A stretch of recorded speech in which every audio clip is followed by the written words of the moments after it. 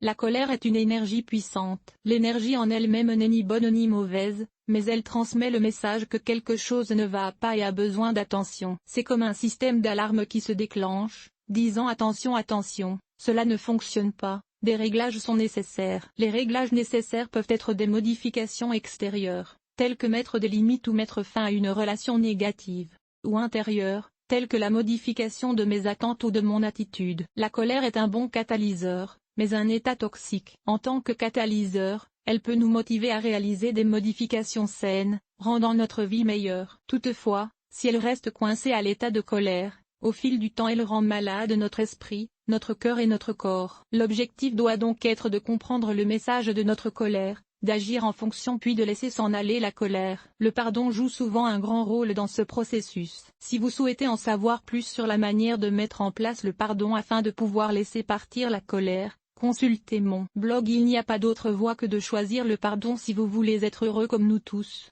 Je sais ce que peut être une forte émotion de colère, et comment elle peut facilement nous submerger. Lorsque je suis en colère, je dis et fais des choses dont je ne suis pas fier et pour lesquelles je dois m'excuser. Il est important de comprendre que lorsque nous sommes en colère, c'est la partie ancienne de notre cerveau qui dirige, le cerveau reptilien, qui analyse le monde pour vérifier s'il existe ou non une menace. Une fois que cette partie du cerveau est activée, un cocktail chimique afflue dans notre cerveau, et les recherches ont démontré qu'à ce moment-là nous ne pouvons plus accéder à notre cortex préfrontal, qui est notre centre de raisonnement. C'est pourquoi nous disons et faisons des choses stupides lorsque nous sommes en colère, nous ne pouvons littéralement plus réfléchir. La règle première et unique, lorsque vous êtes en colère, est de vous arrêter, de vous figer, et de ne rien faire et ne rien dire. Le seul objectif à cet instant est de retrouver un état d'esprit calme. Si vous ne pouvez être capable de maîtriser votre réactivité et que vous avez peur d'exploser, quittez la scène. Vous devez gagner du temps, pour pouvoir vous calmer et permettre à votre flux sanguin d'absorber toutes les composantes chimiques de la colère, c'est-à-dire le cortisol,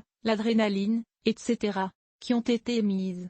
Et vous pourrez à nouveau capable de vous connecter à votre être résonnant. Une fois hors de la situation, il sera important de ne pas rester bloqué dans le blâme, les insultes. Si vous vous accordez un moment de répit et que vous restez concentré tout le temps sur le fait que l'autre personne est un damné trou du C, vous reviendrez sur les lieux aussi emporté que vous l'avez quitté. C'est le moment de voir les choses de haut. Respirez profondément, visualisez-vous dans un endroit sûr, puis devenez un observateur curieux, vous demandant qu'est-ce qui m'a provoqué, qu'est-ce que je pense, qu'est-ce que je ressens, quelle est mon impulsion et qu'est-ce que mon esprit de sagesse me dit de faire. Le combat est alors à moitié gagné. Une fois que vous avez accompli le chemin de devenir un observateur de votre propre expérience. En le faisant, vous pouvez avoir conscience que vous n'êtes pas votre émotion, qu'une partie de vous extérieure à votre colère peut vous aider à avoir une autre perspective et une autre perception. La perception de votre esprit sage coïncidera certainement avec la vie que pourrait vous donner votre meilleur ami dans une telle situation. Cela pourrait être quelque chose de ce genre. La meilleure façon de traiter cette situation est d'attendre jusqu'à ce que je me calme, puis d'y répondre calmement et fermement. Vous souhaitez vous développer dans ce domaine? Expérimentez ainsi,